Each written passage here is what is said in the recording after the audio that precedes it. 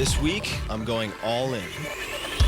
Nothing gets me learning faster than putting money on the line. I am a nervous wreck. Checking my pulse. 4 days. I've never played a hand.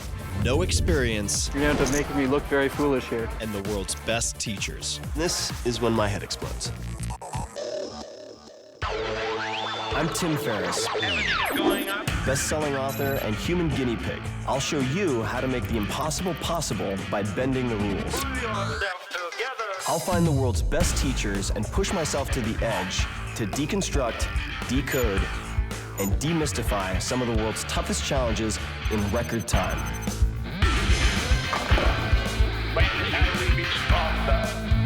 If I can do it, so can you.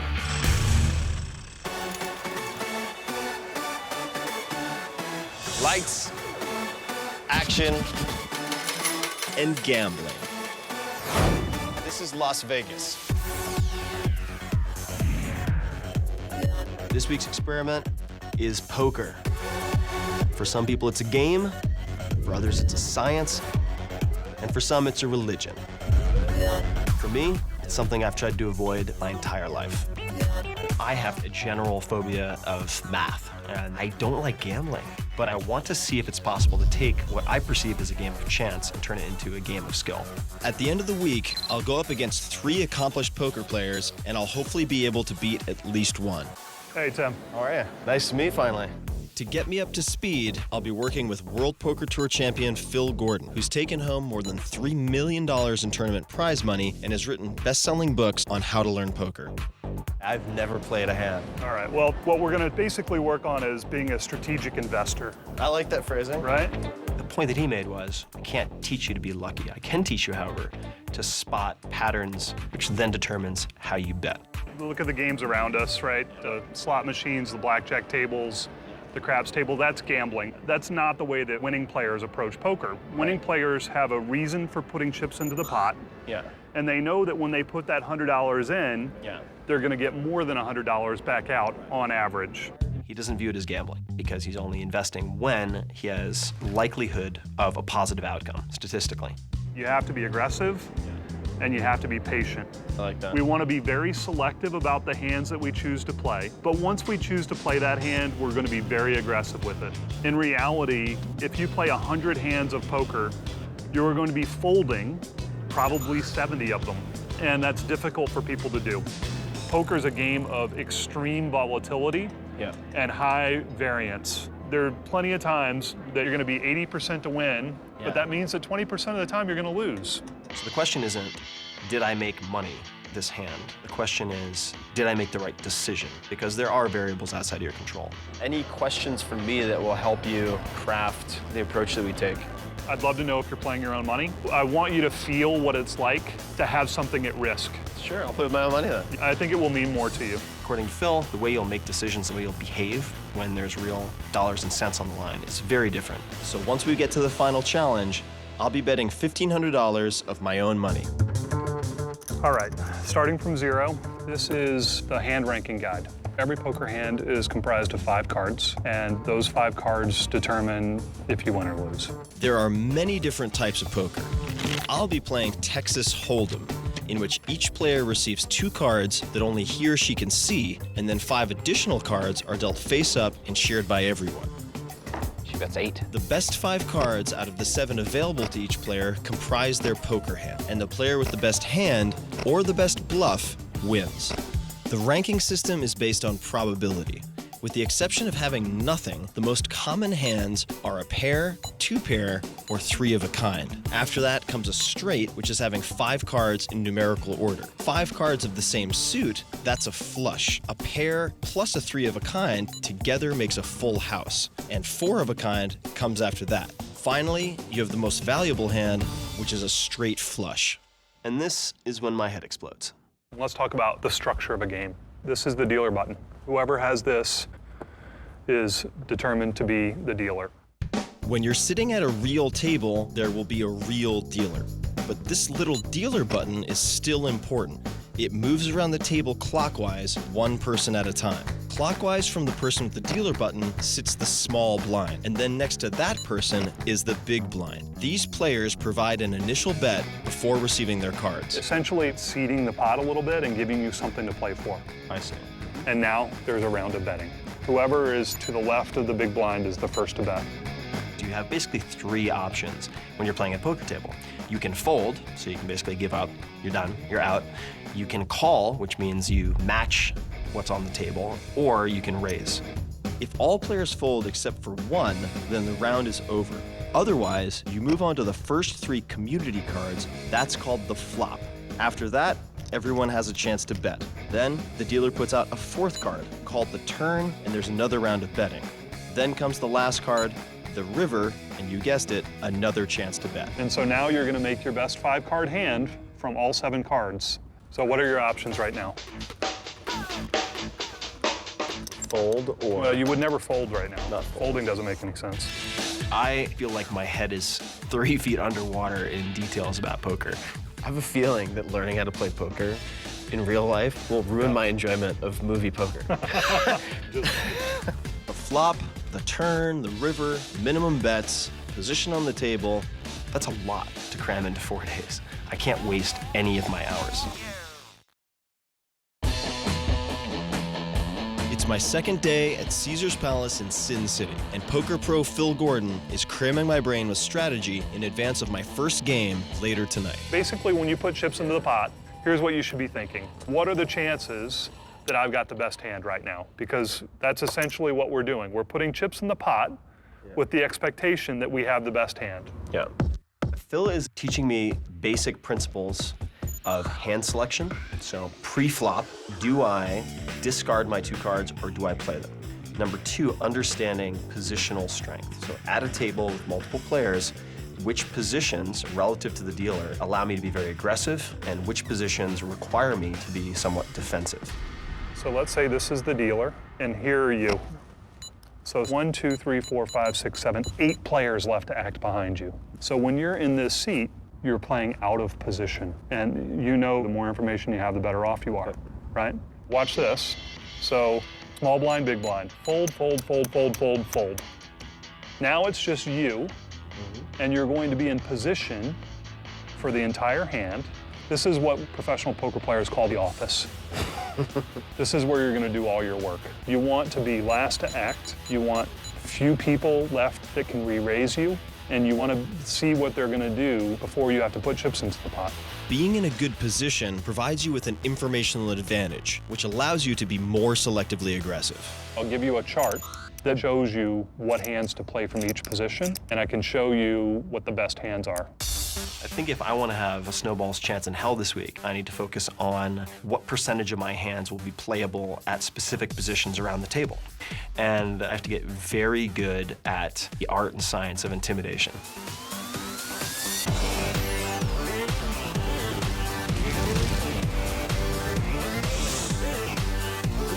Now that I have the fundamentals under my belt, Phil decides it's time to throw me into the fire with real opponents. Tim's first hand of poker. Here we go.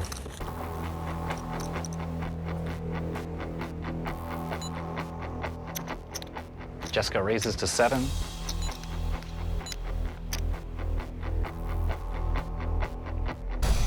Tim folds. This is very common. Someone raises and everyone folds. You have to balance patience with aggression, meaning you wait, you fold, fold, fold, fold, fold until you know you have a hand worth betting on, and then you go for the jugular. Tim folds. I like that. That suits me. Finally, I find myself in the prime spot at the table with a solid hand. Make it 6. He calls. Danielle calls. All coming after you. They're all coming after me? All right. 18 in the pot. Being aggressive doesn't mean only placing bets when you have your best hand. In this case, I went from having a decent hand before the flop to a pretty mediocre hand after the flop. And he checks. Danielle checks. But when players in front of you check, that often means that they also have weak hands. Tim bets 10. If you capitalize on dominant position and get them to fold, you can win through intimidation. Andy folds. Danielle folds.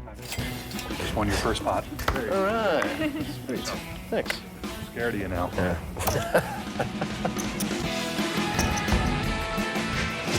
Hand after hand, hour after hour, I'm winning a few and losing a lot. But playing right next to Phil gives me invaluable coaching. There are 1,326 possible starting hands in Texas Hold'em, and on one of my last hands of the night, I draw pocket aces. This is considered the best starting hand in Texas Hold'em. Your first, Tim. All right. Raise to 6.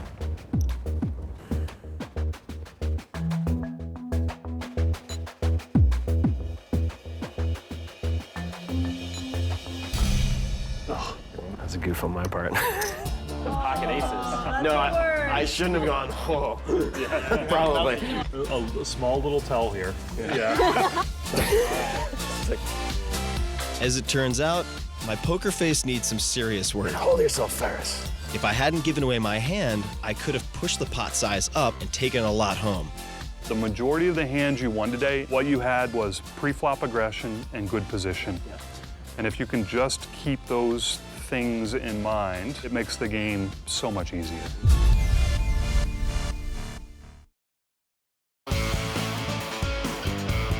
It's already day 3. My final challenge is tomorrow, and I have a few major problems with my game. Yesterday, when I drew a good hand, I gave it away right off the bat with a tell. Also, I look at my cards way too often. If the flop comes out and I keep checking my own cards, they know that I don't have a pair because that's easy to remember. And that is a bad habit. 10 folds. All right, more of the same, four-handed no-limit hold'em. Yep. Plugging some of those leaks that we've been working on for the last couple of days. Right. One big change. Okay. I'm gonna be playing today. Oh, fantastic. Playing next to Phil and having him as an opponent, he knows how I will assess certain situations. He knows how I will respond in certain situations, and that's very intimidating. Remember, don't look at your hand until it's your turn. You would not want me to know if you have a good hand or a bad hand right now. Phil is an aggressive player. He's made 90% of his money identifying the weak players at a table and then picking on them. And of course, tonight, I'm sitting with Phil to my right, so that makes me his target. Great. Back and forth we go, Phil raising and me folding. I should keep waiting for a great hand, but my impatience is getting the better of me. So I play a 7-3 suited that I'm sure Phil would tell me to fold. Great. The tricky thing about bad decisions in poker is that sometimes they pay off. I had a whole lot of nothing until the river card, and that's when I hit a flush. Oh. Checking my pulse. I'm sure that's kosher. Oh boy. All right, fold. Did we make a flush on the river? Nice. Even though I got a little lucky with that last hand, I've really seen my skills improve a lot since yesterday. I'm getting to the point where I can assess the strength of the two cards that I have in my hand. I'm doing that, and I'm also assessing what the best hands are that my opponents could have. Phil's poker face is excellent, but when he checks, it signals to me that he has a mediocre hand. Then you determine, based on all these factors, how much you're gonna bet sizing. In this case, after the flop, I'm raising about half the size of the pot as a rule, So that whether I have a crap hand or a great hand, my behavior is the same. My opponents can't read me that way. Okay, show 'em up. I've got nothing. Oh, wow. That's a top 5% hand. When I raise before the flop, you should probably re-raise. That's a huge hand. Don't be scared when you have that hand. A pair of queens is what Phil would call a hand you bring to war. In the future, I have to play it that way. Everyone at the table right now thinks that your re-raise is aces, kings, queens, jacks, tens, and ace king. But, you know, after you've established a tight image in a game, you can get away with pretending like you have it. Bluffing is important because if they believe you're only betting when you have good hands, you're predictable. They can immediately fold whenever you bet. So occasionally, it's worthwhile to bet big when you only have a half-decent hand. I'm deep in position and betting aggressively. The winner. And that's exactly what Phil taught me. I love it, dude. Man. Got him playing power aggressive poker. I love it.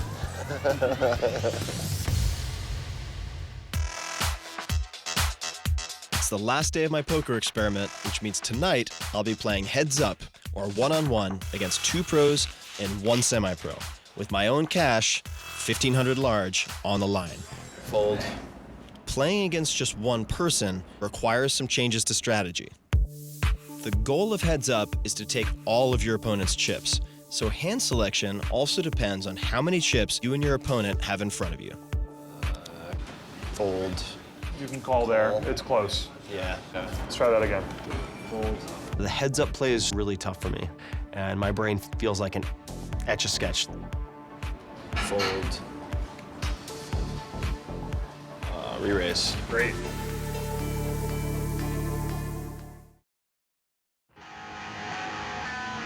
It's been 4 intense days of poker training, and now it's time for me to head back to Caesar's Palace for my final challenge.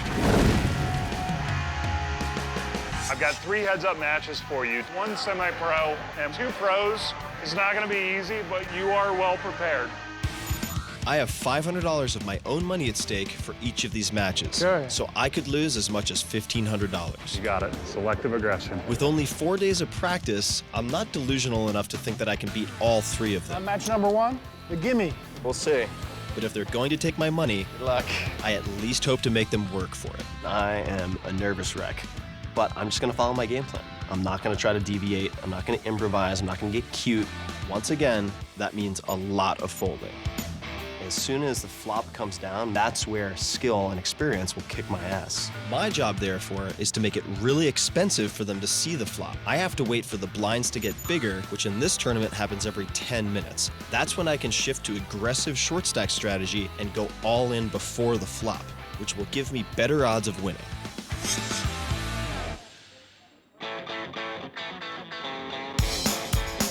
He's all in. Seeing some aggression right there. When I went all in and saw Ty's eyes pop open, then I knew I had a fighting chance because it really threw him off. Nice play, sir. All in. He just continued to pound and pound and pound and pound. Soon, Phil's strategy starts to pay off. He's all in. And with a lucky ace draw, I beat Ty's king and claim victory. Well played, sir. Well played. That first win really gave me a tremendous amount of confidence in Phil and his system. But I'm going to need a hell of a lot more than confidence to beat Sarah, who's won hundreds of thousands of dollars playing poker. Raise to 400. Sarah's really intense. She does not talk much, and I found that unnerving. She would just kind of and look down at her cards for a fraction of a second, then make her decision. Raise to 400. I found myself going a little crazy in my own head with internal dialogue because there was no external dialogue. I keep getting crap hand after crap hand, and whenever I nail an ace or a king, Sarah folds. But luckily, the blinds go up, and Sarah puts it all on the line. Raise all in.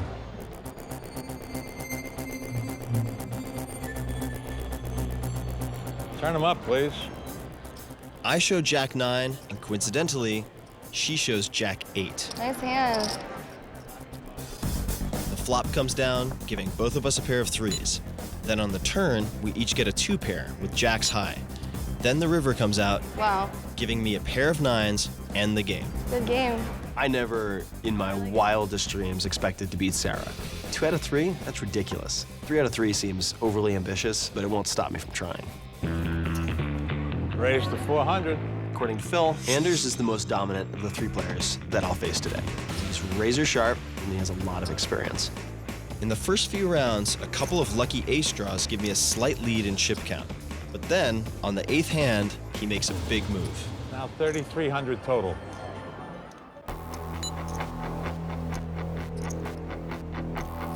You're gonna have to make me look very foolish here. The turn comes out, and it's a 7 of clubs. If Anders has an ace in his hand, that pair will beat mine. If he has 2 clubs, that'll also mean a dangerous flush. All in. Balls it. Something about the way he's been betting and his muted reactions to my raises gives me a little more confidence in my jack pair, so I go for the kill. Oh, good hand, good hand. Thankfully, he's only got a pair of 7s, but the river still hasn't landed, and there are 11 cards in the deck that can help him win. Those are called outs. Any club, 9, or 7 will give him my $500. Those taught you well. I won, and I couldn't believe I won. Then I saw Phil jump up and down, and I was like, oh, I won this thing. You gotta be kidding me. Awesome, awesome, awesome job. That is awesome. good game. That's a hell of a last hand. Yeah. Wow. 3-0. That's amazing. And $1,500. I think the moral of the story is, Sir. trust in the system. It's a game of incomplete information, and you can use a system with basic guidelines, very basic mathematics. You've just won 3 matches in a row against 3 of the best players in poker. That was a good hand. I'm no longer easy money, and all I had to do is follow the recipe. Selective aggression, right? That's it. Name of the game. Let's selectively go get a drink. Let's selectively go get a drink. And you're buying. Oh, I'm buying. All right. I'm buying. Hey guys, Tim Ferriss here. One of the things that kills me about TV is that you have to take all of this amazing footage. In our case, we had 5 to 6 days of 12 to 16 hours typically per day, and you have to chop it down to 21 or 22 minutes, which is a 30-minute show with the ads removed. It just makes me want to stab myself in the eyeballs with bicycle spokes. It's so agonizing. The good news is we have all that footage, and so we've taken huge extended scenes, we've taken interviews, we've taken tutorials, everything imaginable that we could get our hands on that we thought was really world-class that we wanted to put in. And you can find it at 4hourworkweek.com/TV, all spelled out, F-O-U-R, etc. And we really feel like we could have made the best 2-hour documentary imaginable on the subject that you just saw, or had 5 different shows of equal quality, all different with the footage that we captured. So please check it out. There's some amazing stuff. And you can also check out the podcast where I do very long, in some cases 2 to 3 hour interviews with a lot of the experts in this show. And that's the Tim Ferriss Show, which was nominated one of the best of iTunes, which I'm very, very happy about. And you can check out both. So find everything at 4hourworkweek.com/TV. And if you think that's an oxymoron, by the way, you're right. If you want a 4-hour work week, do not work in television. Thank you for watching.